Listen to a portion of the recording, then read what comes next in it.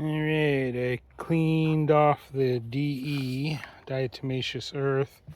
Got most of the water out. I'm going to sprinkle some fresh in there.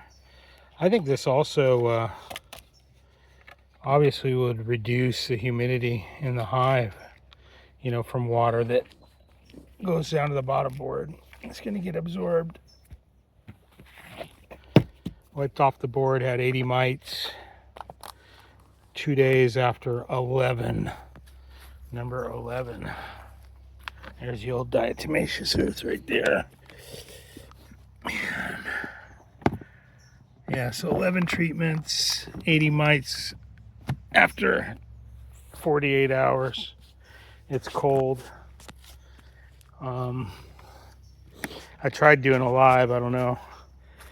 YouTube wants to orient it in booby mode for the ticktards, and I mean, first of all, it comes off with the camera facing the, you know, whoever's shooting.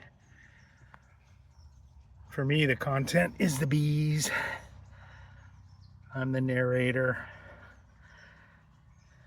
There's about 3 or 4 days of bees that have passed away.